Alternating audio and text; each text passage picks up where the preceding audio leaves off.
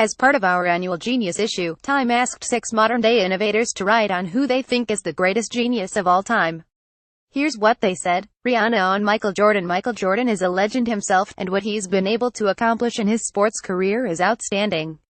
But the way he's transformed that into a timeless brand that stands on its own and will live on forever without ever getting old, that's genius.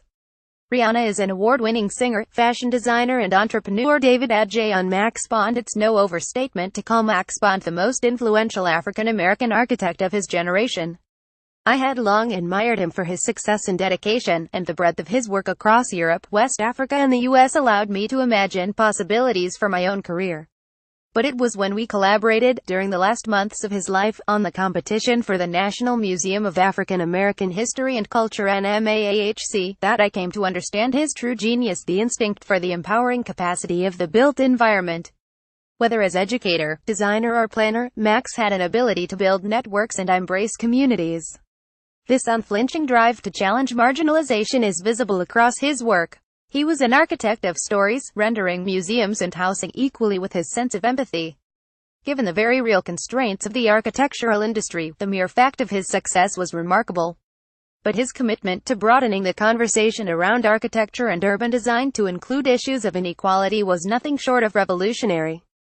Adjaye is an award-winning architect. Patricia E. Bath on Marie Curie. Madame Curie is best known as the first woman to win a Nobel Prize.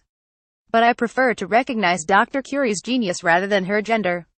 In 1903, Curie and her husband Pierre won a Nobel Prize in physics alongside Henri Becquerel for researching invisible atomic properties that appeared to challenge the laws of thermodynamics and led Curie to coin the term radioactive. In 1911, 5 years after the death of her husband, Curie won a second Nobel Prize, this time for discovering the elements radium and polonium and opening the door to the age of nuclear chemistry. Her research paved the way for brachytherapy, or using internal radiation to treat cancer. But Curie was more than a brilliant scientist.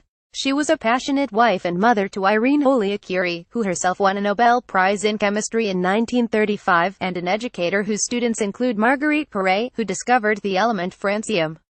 Curie was a STEM role model and feminist champion before society even knew it needed gender equity in the halcyon halls of science.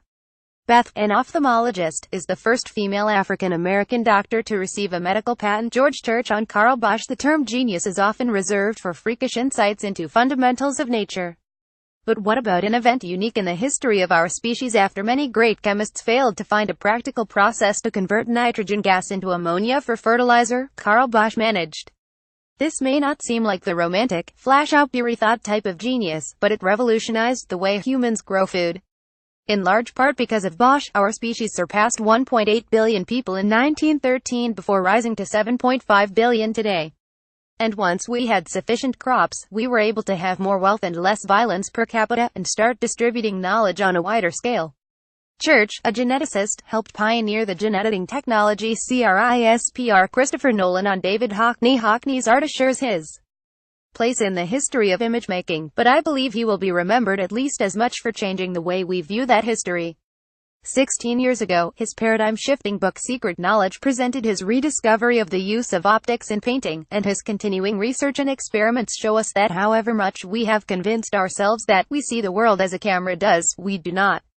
We visualize our world in terms of fixed perspective because of the dominance of photography, a dominance that he reveals began hundreds of years earlier than we had thought.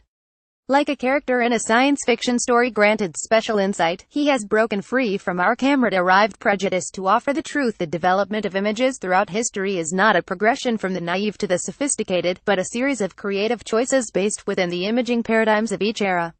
Not only is Hockney altering the lens through which we view history, he is also forcing us to confront the truth that we view history through such a lens in the first place. Nolan is an acclaimed director. Anne Patchett on Jane Goodall. What if genius is knowing the thing you are meant to do in life, and then doing it without regard for the time it will take? When Jane Goodall was a child in England, she knew she was meant for animals, for Africa. She traveled to Kenya, met famed anthropologist Louis Leakey, and was soon chosen to study the chimpanzees in Gombe. Without a university education, or fear, she headed into the jungle with a notebook, sat atop a grassy knoll or climbed a tree, and waited. Genius built on the ability to wait seems particularly female. Curiosity dovetailed with patience. The chimps had rarely been studied long-term in the wild. She gave them her limitless attention. Much of her early work was filmed, and when we see the chimpanzees finally go to her with their own shy curiosity, it feels as if the walls between the wild and the tamed have fallen. Having raised awareness to the essential task of conservation, the woman patient enough to be accepted by wild chimpanzees has now turned her gaze to the planet. If anyone could save us, it would be her. Patchett is a best-selling author, most recently of Commonwealth.